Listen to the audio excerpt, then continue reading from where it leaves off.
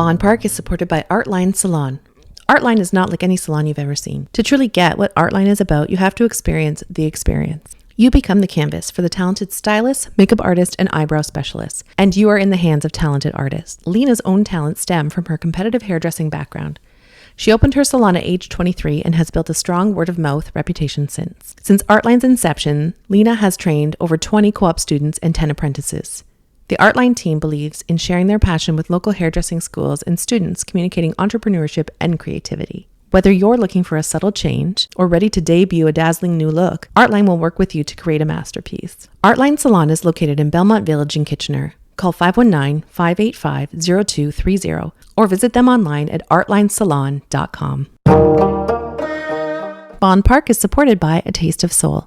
Blending signature flavors of authentic Asian cuisine, A Taste of Soul delivers on its name. In fact, the takeout eatery delivers a taste of numerous delicious cuisines, particularly Japanese and Korean, with other international accents. Dumplings, kimchi fried rice, miso soup, a poke bowl, spicy crab rolls. Is your belly rumbling yet? Among the most popular dishes at A Taste of Soul are red, green, and black sushi rolls, noodle plates, and Korean fried chicken. At A Taste of Soul, a great deal of thought goes into family recipes, thanks to owner Jin Hwa-chi and her husband Jason, who opened their business in Waterloo Region 6 years ago. By far their most requested dish is a Korean classic, bibimbap, a big bowl of happiness. Bibimbap combines flavors of honey, garlic, sesame, and gochujang in a bowl of assorted delights on rice, topped with a sunny side-up egg. It is a must-try. Bibimbap is a dish packed with nutritious goodness and steeped in Korean culinary tradition. At A Taste of Soul, they'll customize the ingredients for any dietary restrictions, regardless of whether you're looking for sushi, bibimbap, or one of their other gems on the menu. A Taste of Soul's commercial kitchen, available for takeout and catering, is located at 154 Victoria Street South in Kitchener. Healthy and delicious meals can be delivered right to your home or business. Halal, vegetarian, and gluten-free options are available. You can also find A Taste of Soul in the main market building of the St. Jacobs Farmers Market, 878 Weaver Street North on Thursdays and Saturdays. And their bibimbap is available in the Grab and Go at Vincenzo's. Look for their sauces to be available soon so you can make your own Taste of Soul food at home. Email them at atasteofsoul@gmail.com, call 519-954-0500, or visit them at atasteofsoul.ca. You can also find them on Facebook. Treat your taste buds to a palate-expanding fusion of flavors at A Taste of Soul. Welcome to Bonn Park. Welcome to Bonn Park. Welcome to Bonn Park. Welcome to Bonn Park. Welcome to Bonn Park.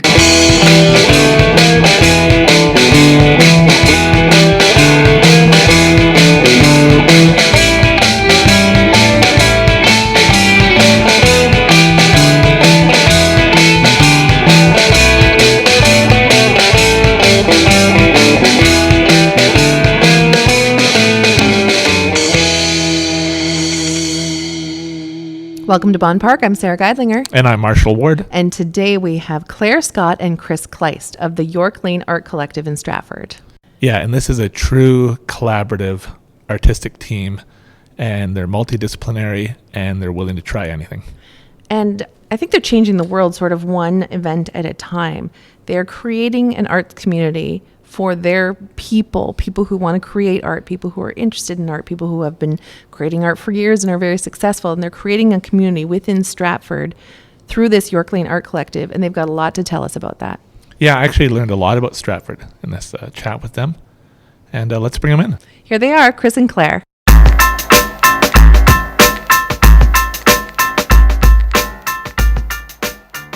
All right, Claire Scott and Kris Kleist, thank you so much for joining us. Thank you for having us. Thank you. It was a bit of a funny day. We tried a mic that didn't work for us. I had a car breakdown. We weren't sure of the time, but we made it and we got together. Woo, we made it. Looks like we made it. So, Sara, how did you meet Kris and Claire? So I'm just meeting Claire for the first time today, and I'm so excited to meet her and get to know you through this podcast. But Kris and I met a while back because you were a friend of my nephew, Zachary. And because of Kris, I have an IMDb credit. And I'm very proud of that. Oh, yeah. Right? It's a one-liner with no photo, but I'm pretty, I wear that as a badge of honor. But that scene is legendary. It's legendary. It's a scene in Midnight Animal where I try to murder my nephew, who is the character of... the Midnight Animal. Thank you. But it doesn't go well for me. That's around the 410 mark. So You were in that? I was in that. I couldn't even get past the first like 40 seconds of It's that. rough. Even though it was so incredible, I was like, this is amazing, but I cannot watch this because it's so gross. It's rough. Obviously, you've never seen Zachary's homemade Oh, I've short film with the hamburger being pulled out of the nose with tweezers. We also tried that. We tried to do a full like Zachary Bryson filmography night, and I think we didn't even make it past his first one. He thinks this stuff is funny. He has like an eye and creation for it, but yeah, I'm like, dude, this is awesome, but I just can't watch it. There's definitely like a lot of layers to it. So shout out to Zachary Bryson. His film work is actually, it's very deep in context. It is. Especially playing with the brain as a prop yeah. in all of his films, basically. But so bloodthirsty. So bloodthirsty. And that could have been influenced by, oh my God, I'm blanking. It's like such a super famous movie with a lot of brains. Pulp Fiction. Eraserhead? Oh yeah, what is Eraserhead? Eraserhead. Yeah, Okay. yeah. I might have to edit that later so I don't sound quite as dopey. But Zach actually gets that from my sister, who is a horror movie junkie. She made us watch tons of them, and it went opposite for me, where I cannot touch it with a 10-foot pole. But Zach recently told me that he's subscribed to some like online streaming, like Netflix horror stuff, yes, and he puts yeah. it on at night to fall asleep to. Yeah, Well, there's the Shutter channel. That's it. it. That's it. I've got that. Of course you do. Marshall is a huge collector of horror films. You haven't even seen all the films you have. No. No. I still that's how many haven't you watched them have. all. Yeah. Anyway, enough about Zach. We're here to talk about you guys. So actually, I think for that movie, you borrowed my light setup. Oh my gosh, yeah. And Thank you 'cause for that. No problem. I've got like these old Opus lights with the gels and everything, and I've only ever used them as lights or strobes. I've never used the gels and the barn doors and the snoot. I just know that that's what the boxes say inside my kit.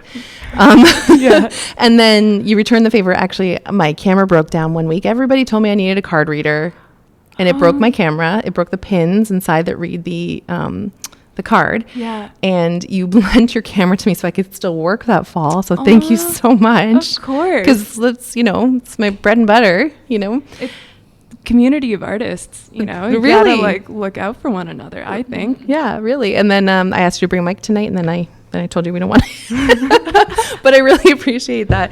And Claire, you are a multimedia artist. Yes. Right? We're meeting for the first time.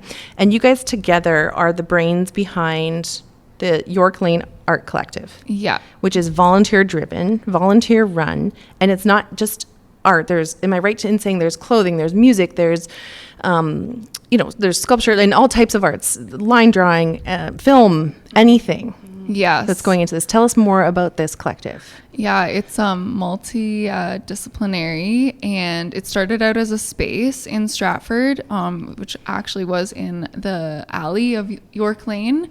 So that's why it was called York Lane Art Collective, and it was just this cute little spot like behind our main street in Stratford, Ontario Street, a little like hidden gem in the alley. And so we used to do art exhibitions, live music, film nights, theater shows, play readings, all that kind of stuff.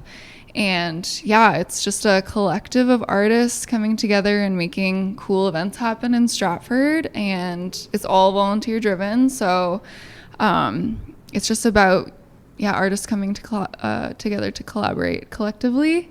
And Kris does all the media, which is amazing, and together we manage and create events together and stuff like that. So it's no longer in the alley. We moved out of that space, and now we do pop-ups, which is super fun, and we do like other events around Stratford, and we collaborate with like musicians and stuff, and do a lot of media art as well, like online platform stuff. So it's super cool. Am I right in thinking that's a smarter way to be popping up instead of to have a bricks and mortar with this type of work? Yeah, it's kind of better for us now because we really planted ourselves in the original space. And then when we found out we had to move out of that space, then we were like, let's get creative and do some pop-ups. And that works really well because then it's temporary. People come because they know it's only going to be there for so long. And we always host like a really rad event where there's live music. One of my friends does witchcraft, so she does like palm readings. Oh, that's great. Rune readings. Her name is Taryn at Taryn V. Shaver on Instagram. And we're actually doing a pop-up with her this Saturday. She's going to come and do rune readings in the space that we're currently in, where I'm hosting my artwork and my upcycled clothing right now. So, yeah. Oh, that's great. Yeah. I love the idea of one-time pop-ups like that, you know. It's that very exclusive. Correct me if I'm wrong, but artists have an interesting time with commitment in especially with a physical space. That's not wrong. That's totally right. Yeah. It's I think we feel deep, and I guess I'm speaking personally. You quickly realize, because you got to commit to your art form first and foremost, and that's usually the main commitment that we're focused on. And then to think about nurturing an actual physical space, such as an art gallery, that's the only other physical space. I guess a movie theater would qualify, but that's very attached to profitable route. But I guess so is an art gallery. Do you know where I'm going? Oh, with totally. This? Yeah. And with the spaces that we do pop up in, and just all the art exhibitions that we have done in the past, we've always made them kind of a one-off event in a way. It's not like we're just curating a show that's all about nature, landscapes, or something like that. It's we did a dreams and nightmares show that is all the artwork in the show is surrounding by that theme, and then the musicians that come in are also kind of on that vibe, and the whole space transforms into this vibe. It sounds scary, but I want to go. Yeah. It's very interesting to me. But stuff like that, and Pride, we did the first ever Pride art show in Stratford, and now we're actually doing our third Pride event. So just kind of creating fun experiences for people that are theme based in a way, so that people come with the intention of we're celebrating this, or we're going to talk about this. And so it really makes the whole vibe of the atmosphere surrounded by, topics or subject matter. And that way artists who there, can collaborate and network off the vibe. It's all about the vibe. And are you sometimes popping up just outside? Are you getting permits from Stratford to work in the square, or what? Because I assume when you're popping up, you've got a good relationship with a local business, kind of like what we're doing. We're reaching out to local businesses and trying to work together. So there's that side of it. But then are you getting good support from Stratford to be in the outdoors? I mean, non-COVID, I guess, times. These are great questions. are either you, Marshall, or Sarah, are you familiar with Stratford? Have you been? Have you visited? I've visited the parts that you go to visit because they're cute. Yes. It is Yeah. cute. Yes. Yeah, I love Stratford. We go once a year in the summertime. Yeah. And do you have an arts hub or an art place that you think of? When you think about the arts in Stratford, what do you think of? I guess you guys. That is such a compliment. I think that's correct. Because most people would probably say the Festival Theater. Well, I mean, to me, I'm separating theater from, because that's a whole thing. Yeah. Yes. Yeah. Right? Yeah. They're not hosting art nights and doing indie stuff. Yes, exactly. Exactly. And we have so much love for Stratford. There's definitely something about it, and I think we both fell in love with the balance that it has. And it's close to KW. We love the KW, but Stratford is that perfect in between of a city and a town. And as far as what we wanted to focus on, it helped alleviate distractions in a way for us to really bite our teeth into what we're doing, which just happened. But yes, the theater is this huge entity for the arts in Stratford. And not to say that there isn't an arts community there, but as far as the demographic goes, there's a gap between you're in high school and then it jumps into young families. So for anybody in between who just wants to meet other alternative artists, let's call them that, it's kind of lacking in a way, which is where York Lane is kind of sprouting from, it's filling in that gap. So to answer your question, we're becoming acquainted with the city. We're making ourselves known, and I think our connections to the city are becoming strengthened as we put on more events, and a trust is happening because we are bringing more life to that gap again. That because they want young people to come, we want young people to come. We're definitely collaborating. We're collaboratively driven for sure. So because all the events we have run in the past and the way that York Lane grew and was birthed is just passionate driven. So yeah, just like a huge passion project. And so That's what we're doing here. what it needs is Yep. people to just be like, that's super cool. How can I help? Or like, how can I sponsor you? Or how can we collaborate? And so what's been awesome is that a lot of businesses, because Stratford is small enough within the downtown core to network, we've been able to pull off some really awesome projects, or just have these businesses be like, yeah, we're going to host your poster.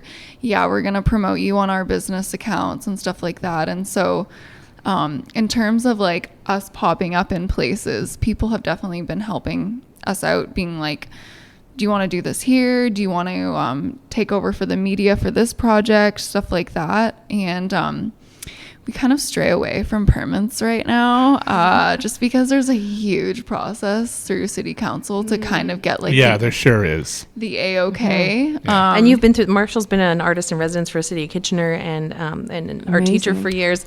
And Yeah, the you hoops must you have have dealt to with jump this. through. It's very discouraging and demotivating to the For- point, and to the especially point where for an some artists artist. just go, oh, well, then I guess I won't do it. Exactly. because it might not even be worth their time at that point. They've Right. already invested heart, soul, and dollars into it. And then a permit process on top of that might be what kills the project. Exactly. I find the strength of Stratford's art community is they understand that the space where something's being held is part of the art, as opposed to Waterloo Region, where they often put things on lots of concrete, you know, and just how that for me really dictates how it feels. So like the Stratford Garlic Festival is outdoors, right?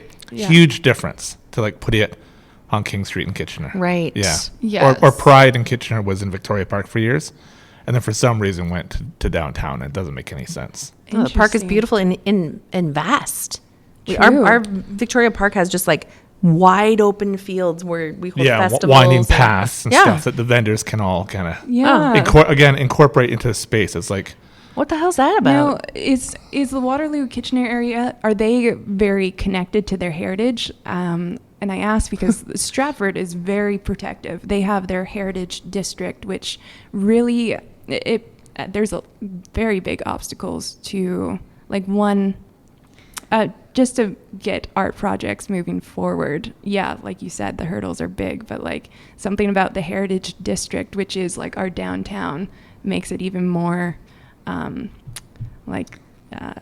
a blockage in a way of just being able to move forward with some projects, But like hiding behind the heritage like preservation. Yeah. for example, just to give you some context, like last year a business wanted to commission me to do some artwork out in front of their shop on the sidewalk, just like a little square on the sidewalk. And permanent paint. Is that what we're talking about? yeah, Or- permanent paint. So I had to go to city council and kind of do a little presentation for them, and they were very concerned that it was going to be a part of like heritage district. And I was like, this is going to be on the sidewalk. Like everybody walks on the sidewalk. Stuff happens on the sidewalk all the time. There's spray All the paint. time. There's like cigarette butts everywhere Dog and gum. Exactly. I was like, let's make it Yeah. pretty where people are walking, where their feet are.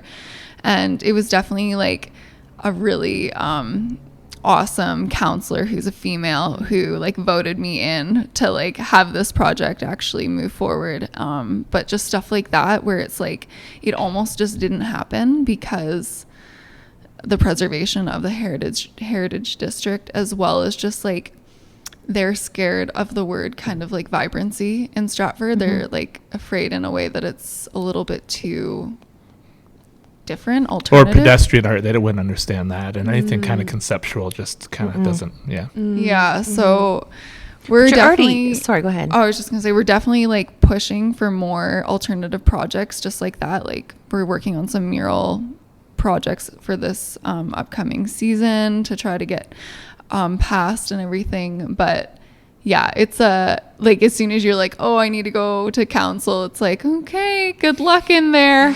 I've heard these exact same words from Jessie Votery when we were talking to her about her 'cause restaurateur she business.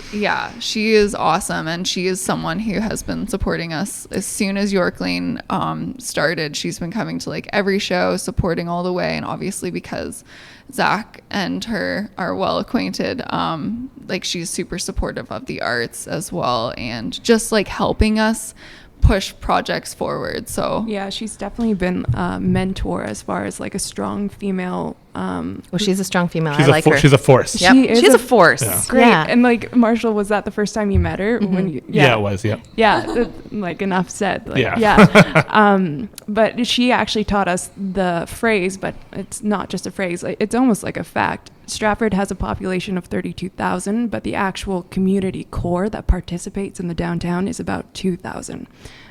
So the remainder of the 30,000 either goes outside of Stratford, like to the KW, which is great, or somewhere beyond to experience their food, their art, their what they need. Whereas the remainder of the 2,000 that is in the downtown core is trying to make something in the downtown other than the theater. Like, yes, we get our tourists, but what's in the downtown? I say keep fighting that fight, because what I'm hearing, and obviously not an expert, don't live in Stratford. I mean, not on council in any way, but okay, the whole town is catering to the festival folk. That's great. And I mean, I've been to the festival. It's awesome. But that is a certain demographic of people that is aging, and older people you typically can afford those tickets, right? That's something that families have to budget into their life, or people or couples or singles have to budget into their life to be able to go to that.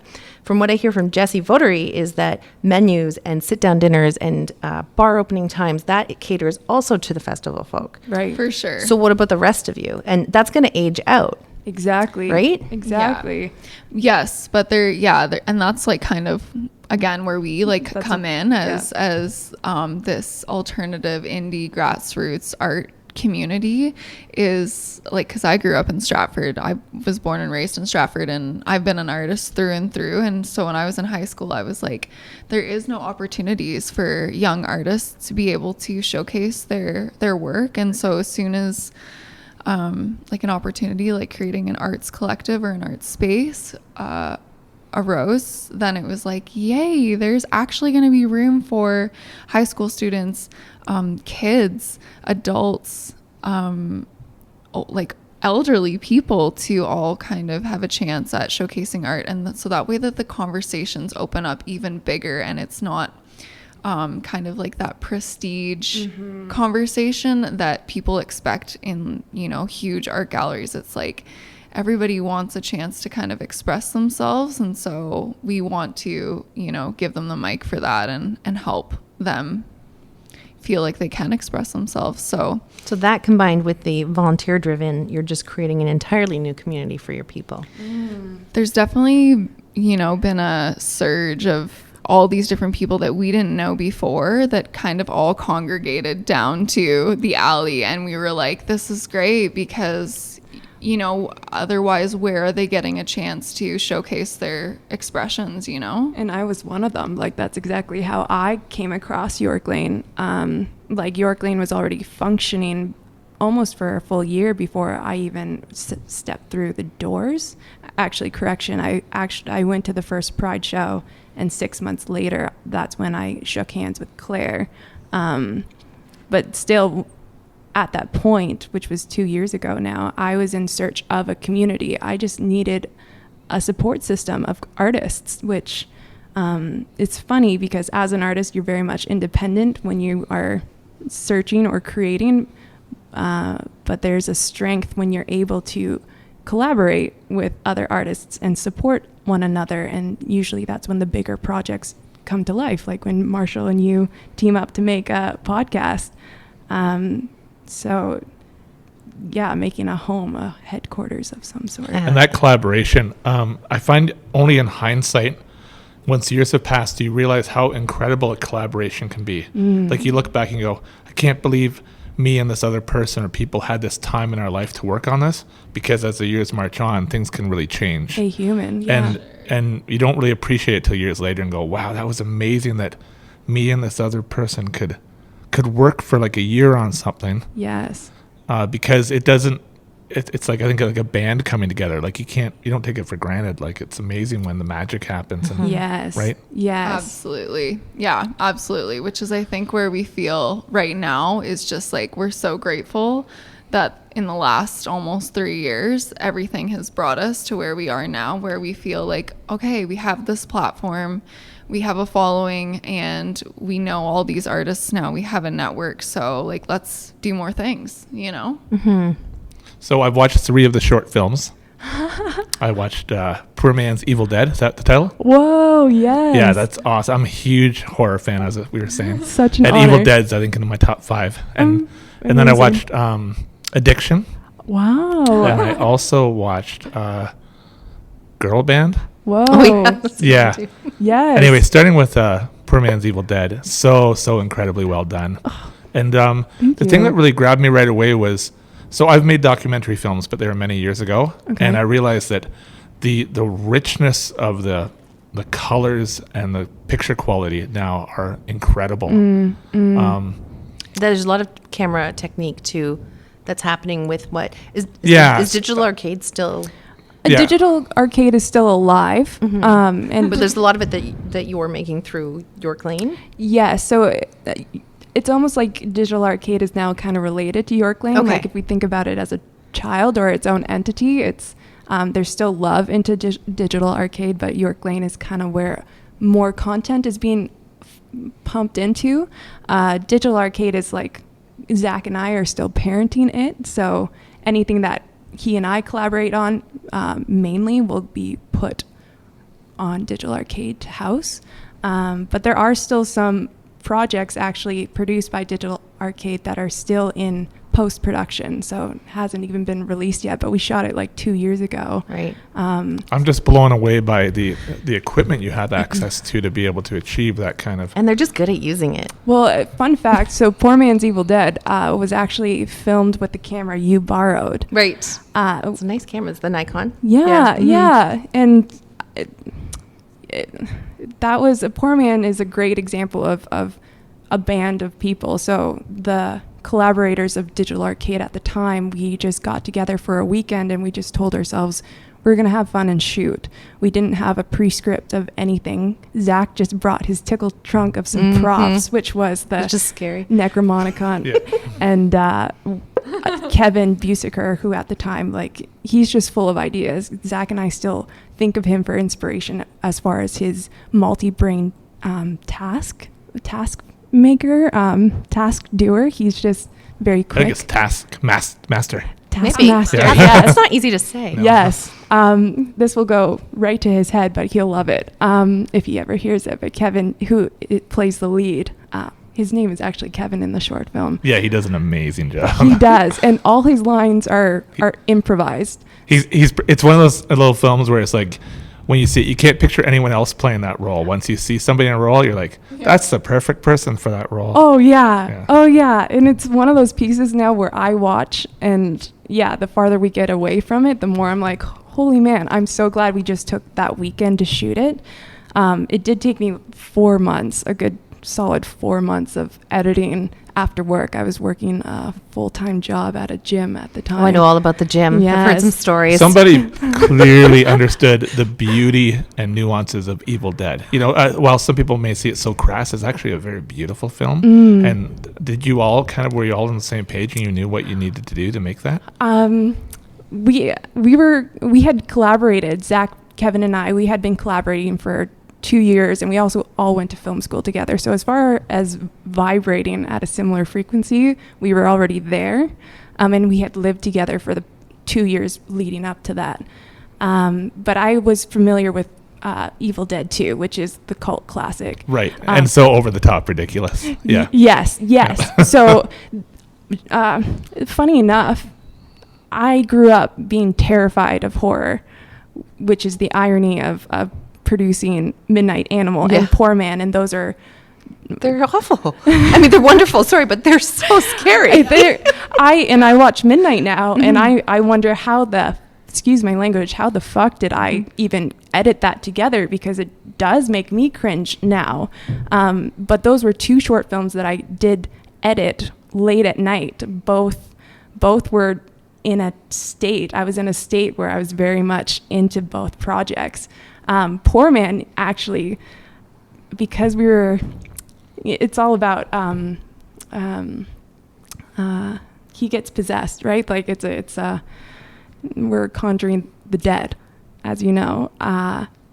I believe, and I'm not putting my beliefs out there, but there's something about when you toy with genres, especially when it comes to the spiritual realm. Maybe you know about like some of the stories with when they shot certain certain horror films. There's these things that happen. When I was editing Poor Man, as I was editing the voices for Zach's voice to sound more demonic, I had stayed up pretty late that night until like 4 a.m, and I had just tweaked one of his voices to sound demonic, and I left my computer and went to lay down on my bed. I just wanted to lay down, and without even doing anything, I didn't move, and the voice started playing on its own. And like the next day I was reading a book, and like bugs started crawling out of my book, and like maybe I'm thinking far too deep into it, but like those are weird things. Like my computer has never played on its own before, and for it to play that particular track, not to give you like a spooky story, but That's a great story. Oh yeah, That was a good campfire story. You capture the warmth of the cabin. The cabin in Evil Dead is like a character in itself, right? It's like the Overlook Hotel in The Shining, and just you guys did such a great job. oh, Marshall. I could talk all night about that film, but also, so Girl Band is a really original story. And can you give the premise? And I won't say anything to give away what makes it so amazing, but can you give the premise of it? Yeah, like how it came to be, kind Yeah, of. or just the maybe like the synopsis. I mean. Okay, Like just, yeah. So a very modern, contemporary, all-female band just lost their lead singer to college, secondary school, and they're all pretty alternative and anarchists in ways. They are holding auditions for their newest member of the band, and what happens then? None other than a male comes into audition, or what they think. Yeah, a male comes into audition. So you can only imagine what happens from there. It's a comedy, so that's what we're really just trying to shine light on role reversal of sexism, which is where the humor came from. It was my friend Andrea, who was one of the main writers. She wrote the script down. The story and concepts rolled off of a joke we were just saying to one another, like how extreme and funny it would be for a really feminist girl band to experience a male to audition, and just what would come from that, and how it's funny because that's what women usually go through anyway for anything like normal, any job interview, or of course that's changing, but it's a brilliant little film. People need to go look Thank it you. up. Yeah. Thank you. Yeah, we'll link to everything in the show. Yeah. For sure. Clary, your drawings are so exquisite. Thank you. Yeah. Where'd that come from? Your craftsmanship and your ability to put down line and color the way you do. Well, yeah, like I said earlier, art has always been like a part of my life. I've just been doing it ever since I could hold a tool. And I went to university to proceed with an art career at York University for 4 years. And it's funny, while I was there, I met like so many artists, and it was a really positive experience for me. And I was really interested in collaboration. And Sorry, what was the program?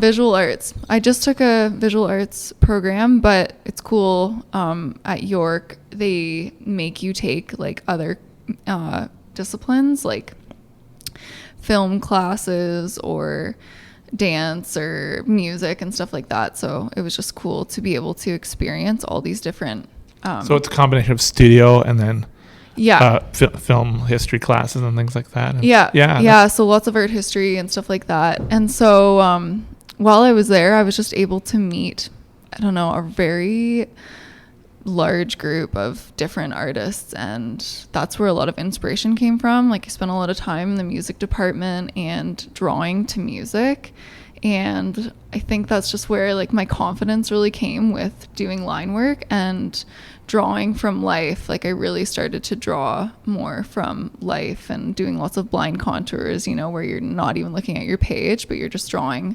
lines all over the place. And I just experimented with that a lot. And then I did a lot of collaborative projects. Like I did my 4th year thesis kind of on collaboration, which was another push through the faculty, because they were like, it's not going to be just you working on this. Like, how are we going to grade that? And I'm like, well, it's about like the concept and the drive and the overall like project that comes out of it, right? So being able to like, you know, man something like that and produce. I don't know this program. Is this a Bachelor of Fine Arts? Is that what it is? Yeah. So a BFA, not just a fine arts bachelor's degree, but a BFA? Yeah, BFA, yeah. Oh, interesting. I don't know a lot about the BFAs, but that sounds wonderful. Yeah, it was like super cool. It's very open-ended. Like lots of people took, you know, art all the way through, and then also was trying to become a teacher or psychologist on the side, stuff like that. So I just like, it's funny, in high school, as soon as I could take like all art like classes and not like math and stuff, I was just like, okay, I'm going to take as many art classes as I can. And my guidance counselor was like, are you sure you want to do that? Like, shouldn't you take maybe like some sciences and stuff like that? And I was like, no, like I could have 3 art classes a semester. Like, oh my gosh, that is a dream. And so in the 4th year, you could do like a directed or independent study where you build a body of work. Is that what 4th year is? Yes, you could. And I didn't actually do like an independent study, but I did some classes that were like full year classes where you really focus in on like your final body of work and stuff like that. So there's 5 murals at York that are mine and some other people collaborative creations that are still hanging there. So it was a really positive experience for me. But from that experience, like I just obviously wanted to continue on with my art, and I started a clothing line when I was in university. So I've just been creating my way through life. And Sorry, you did that without a fashion education in fashion and design? Yeah, I just did that with one of my friends. Well, it's funny, like I just had sketchbooks filled with art, and I just started creating designs, and we just were like, wow, we have so much art like that's not the final project, like just process pieces, and they're so cool. Like where did these go? You know, what should we do with these? So we just started creating designs and putting them on shirts, and mass producing shirts, like making graphics and putting them on clothing and stuff like that. But now I actually sew and upcycle everything. It's all eco fashion. So I did a huge brand change this past year where I don't mass produce anything. I don't get anything printed. Everything's thrifted and resewn and screen printed myself. So Which stays true to what Stratford kind of boasts to be. yeah, It's also a recurring theme between, I think, the two of you and also this group of collaborative friends. Everyone seems to try everything. It's not, well, I'm the filmmaker, I'm the photographer, I'm the painter. Like everyone is trying their hand at something. Like I've seen Zach with silk screens. yes, You know, yes. like, it's just, I think it's a beautiful thing. I also want to call back to when you were talking about your high school guidance counselor. I just want to say hi to Mr. Rooney, who told me that art and music aren't a job. So That's like, see, that's what's so funny. I believed him. Yeah, a lot of people did tell me that. Every person, I feel like, except for a few who believed in art as a career, said to me when I said I'm going to university, and they were like, oh, what are you going to university for? And I said art, and they were like, oh, so how are you going to get a job, or how are you going to make money? Look at me now, suckers. Yeah. And I was like, just wait, you know, just see, like, check me out in 5 years. And like now that's my full-time gig. So it's interesting. thing. It's all about doing what you love, because when you do what you love, you do it the best, you know. And knowing the importance of art and what it plays for our overall being, because it is that outlet for our mental health, you know, in ways. And I definitely have experienced that. Like that's why I do what I do, because it helps me express as well as earn somewhat of an income. But it's more important for me to have that outlet, and to have that income it just makes it A bonus, huge. And then to have that revelation and have that opportunity extended to people in a community, that like give them a platform to try that. Like we had drawing classes where people said they never had drawn before, but it was a total exercise of just letting go and draw something on a piece of paper. The tagline was, if you can sign your name, you can draw, which became a total zen place to just let go. Yeah, we called it creative yoga. So it's kind of one of those things, which like Kris and I are both artists, like you said, you know, with just a bunch of artists doing all these different types of things. Like the thing is, what we bonded over a lot when we first met is creating experiences for people. So kind of taking your art to like a whole different level, and not just being like, I'm going to be a fine artist, I'm going to be a painter for the rest of my life. There's always something super exciting about conversations around art, and you know, bringing in all these different disciplines, which like I was inspired from going to university, because I wasn't getting that experience in Stratford growing up. Where You must have felt like country mouse, city mouse when you went to York, right? Oh my gosh. Yeah, like the campus was the size of downtown Stratford. So I was like, this is crazy. But that's the thing, is like being able to meet musicians and filmmakers and kind of bringing in this whole gang of people where then you can make an experience happen for people. And so that's like where we get like a big high off of now, is you know, making or taking your art to like another level of engaging people in different ways, and doing all these art exhibitions and stuff at York Lane Art Collective. Yeah, it wasn't just about people coming in and looking at art on a wall. It's like, how can we make people really like excited and engage them in like a way that they aren't experiencing in Stratford? So Don't you find it challenging with adults to get them in an art class to work big and to just loosen up? Like, don't you find people by nature, for some reason, unlike kids, we've talked about this, kids are great at just putting pencil to paper and just very natural mark making and just working big and filling up the page. But adults, for some reason, just we're conditioned too much. Yeah. You almost want to take their arm and just make big strokes.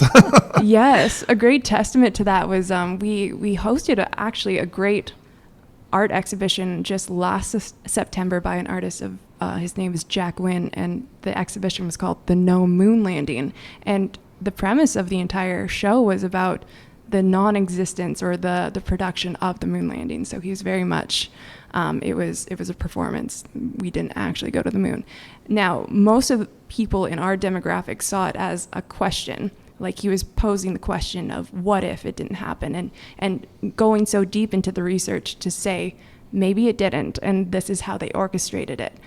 But for anybody, a majority of anybody who came in within 35 or up, it was almost like a brain melting experience. It's just like with religion. It's like if you just pose the question, what if? Yes. To somebody who believes, right? What if God isn't real? Yes. It is so ingrained that the first reaction is anger and skepticism, right? Yes. Not, wow, let's talk about that. What if? What does that mean? Yes. Yeah. Right? Which it comes full circle to like girl band even, and yeah, what York Lane is, it's all about the acceptance and giving someone a space to express and accept it.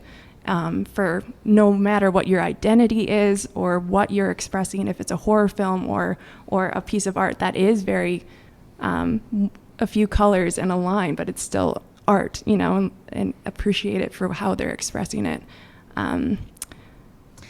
So with the exhibition, it was like a very abstract kind of topic for people. Like, it wasn't something that, like, we were just so interested to see like how all the ages in Stratford would react to it, but like our age group was like so into it. They were like, yes, like this is so cool, like you know, because we're having conversations about it, because we're seeing all this stuff on the internet. We grew up with the internet, so it's like these things we have access to. But it was definitely maybe like a bit of a stretch for and they either, like, adults came in and they either were like, yeah, I'm into it, let's talk about it, or they were like, absolutely not, and I'm out of here. I'm weighing in. That footage is hokey. Yeah. I don't know, man. It's definitely worth checking out. It's like, worth it's something that we dove into as well, because obviously Jack, when he came to me and was like, I want to do this exhibition, I was like, I have to think about this. Yeah, it took a few months. It took a few months to really like say, yeah, let's do it. Yeah, let's do it. Yeah, just because I was like, I have no idea how people are going to respond to it. But then when I went up and saw his like entire body of work and everything that he had, he held on to a piece of newspaper from when they first landed. So from 1969, he kept the same print that he had and used it. A bunch of them, and used it in his exhibit. But that's Jack Wynn.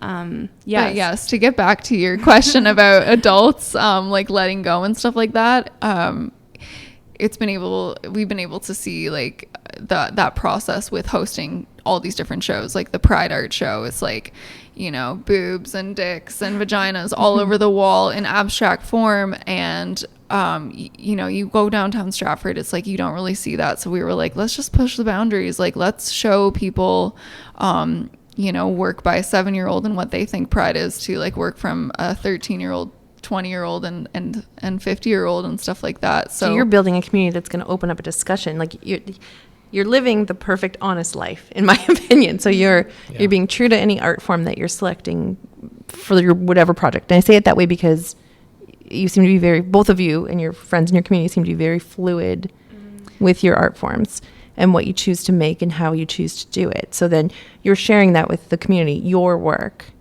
Then you're teaching the community how to do it. You're inviting the community to share theirs, and you're opening up that conversation. You're basically healing the world. Aww. I know that's what that is. That's the answer to everything. It is a lot about healing. Like, it is a lot about not having a biased opinion over things and giving people the right to express. And just like, you know, I'm sure you've heard too, just in art classes where like I've had experiences where I've had teachers that are like, I hate that piece so much, get it out of my classroom right now, to then teachers being like, this is amazing, this is everything, this is how all of the projects should look like. And so it's funny because it's so subjective. It's so like subjective, we literally can't judge a piece because it's not ours to say if it's right or wrong. And so I guess like there's inspiration from those experiences to be like reteaching our community that art can be in like on the spectrum of all different types, because so many people and adults and children have come in and been like, I'm not an artist though. I've never drawn before though. Or like, I can't paint, I can't do this. And I'm like, who told you that? You know? Or like, why do you feel like that? Because I watched you just sign your name. So obviously you can do something with a pen. So it's about just like breaking down that structure and being like opening it up for people in a way that it's like, this can also be yours. It doesn't mean you have to go get a degree and someone's going to come up to you and be like, now you're an artist, you know? Mm-hmm. Prior to finding York Lane, I was working in another arts hub of sorts called Factory 163. I was the administrative facilities assistant manager, which was great because it's hosted in one of the old factory buildings of Stratford, so in their old factory district. It was built in 1901. So you can imagine the vibe in there. As soon as you walk in, you can just feel the energy of wanting to be used. I'm sure you can feel the ghosts in there. Well, maybe that's it. There's a group that goes there, and they're called the Spirit Seekers, and some mediums have come in for sure. And that's so cool. They can feel the activity. But as I was working there, I stumbled upon it through Girl Band. Actually, that's where we shot Girl Band, and I just fell in love with the location. I felt like I needed to be a part of a community, like I needed an artist community, and not being originally from Stratford, I felt the need to have a support. So that was like a good stepping stone into York Lane. But the majority of the demographic there were in their retirement age, and I met this woman named Karen Musson, and she's a retired elementary school teacher. And I became so fascinated with her because she had rented, and she is still renting, a studio space there as a second career. She calls it her second career. And I became so fascinated by her that we created a documentary called a microdoc, so 3 minutes, 4 minutes, that's on Digital Arcade, called Brave Art. And she is like this example of she told herself, or she would always tell the story of oh, she can't draw, and her students would be like, I can't draw, and she'd be like, well, I can't draw neither, so we'll just not do it together. But then here she is now. She has over 300 pieces in her portfolio now of acrylic paints. I bet she's happy. Yeah, and it's such an inspiring thing to see someone that age and be open to it. Carol Dweck has this amazing book called Mindsets. It could be called Changing Mindsets, but it's about mindsets. So, for example, pretend you have two children, and you tell child A they're good at sports, and child B they're really smart. Child A, you tell them, okay, you're so good at sports, you're going to have to work harder at school. You're going to have to really, really grind and make sure that you get good grades. And child B, who's so smart, you're going to have to, you don't tell them. You tell them you're good at school. You don't even have to try that hard, right? Or you're good at art. You don't have to try that hard, right? Whatever that thing is, that child grows up with that mindset, not even knowing that it's been presented to them. Right. It's just part of their day, right? Yeah. So I'm the one that's good at art, or I'm the one that's not good at art. And to shake that off, like I'm still shaking that off. Yeah. It's true. It's true. It's so interesting to now wake up, especially during this. Can I name the pandemic right now? Do you want that? Oh no, name whatever you name the fucking pandemic. It's funny when you think about the benefits of a pandemic, you become awakened, or all these things finally come up to the surface when something is broken. Everything that was buried, like all the truths that are buried, are able to come up to the surface. And a lot of that awakening, I feel like, has really shown its how prominent it is right now, like our conditioning. Like we're still in our 20s, but we know we've been conditioned in these institutions, which is like, there's pros and cons to it. But I think there are seeds being planted in the pandemic that otherwise never would have. It's almost like the playing ground has been leveled, and people who never had a chance before suddenly, oh, look at that. Yeah, there's a spot for me here. Yes. I've really selfishly enjoyed the new understanding that working from home is not a vacation, air quotes, that people now understand what working from home is like, having kids or having a spouse or having a cat or whatever it is in your house that's distracting you from getting that work done.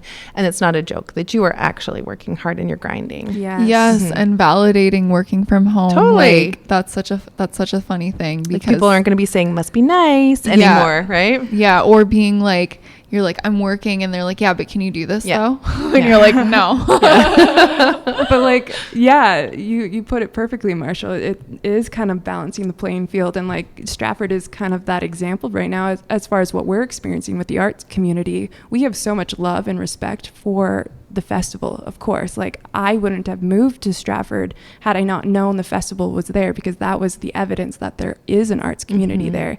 What I didn't know was the prestige of it, which is totally fine, because the artists that are involved in that production and in their industry, or what they are, is amazing. Like, yeah, I couldn't even tell you the resumes of most of them, but they're pretty long and very adequate. Impressive. Yes, that's the word. But with this pandemic, without the theater, arts still are needed, and we're able to come in and show that, because Stratford didn't have that middle ground, like I said earlier.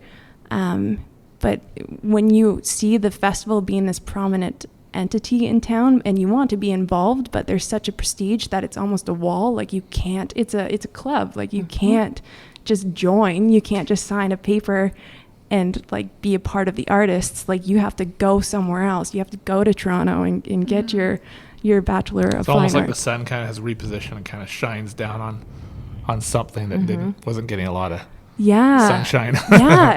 Yeah, and like, people are having to become super creative, and it is shining light like on our local community for sure, because without the festival being there, it's like, okay, what do we have to offer? Like, why do people want to live in Stratford, and why do people want to come to Stratford as a tourist and stuff? So yeah, it's been a reshift for sure. Like, just having a reminder for people of why we need art so badly. For sure. And I've always liked the expression, life beats down and crushes the soul, and art reminds us that we have one. So that's a good one. Yeah. you guys are doing awesome work here. Thank you. Where can everybody find you? So you can follow us on Instagram at York Lane Art Collective, and Personally, my account, Claire, is at artbyclaire.ca. That's the same as my website. And my clothing line is Claire at Claire Upcycled. And Kris's Instagram is... Yeah, my Instagram is at Kris Von Kleist. And if you want or are intrigued to watch any of the videos, you can go to York Lane on YouTube, or you can just type in Digital Art Arcade and you can go deep and have fun there. it's some fun stuff. You can see me. Yes, you can see Sara. Oh yeah, you can also just Google Sara on IMDb, and It's a single line. it's perfect. I'm so glad you brought that up, though. Yes. It means something to me. But if you're an artist out there and you're interested in opportunities or collaborating, definitely follow York Lane Art Collective, because we definitely have submission calls, even during a pandemic, for fun things. Now go up, seek out Poor Man's Evil Dead, and Yeah. turn out the lights and turn up the sound, and don't watch it alone. I'm already Don't scared. watch it alone.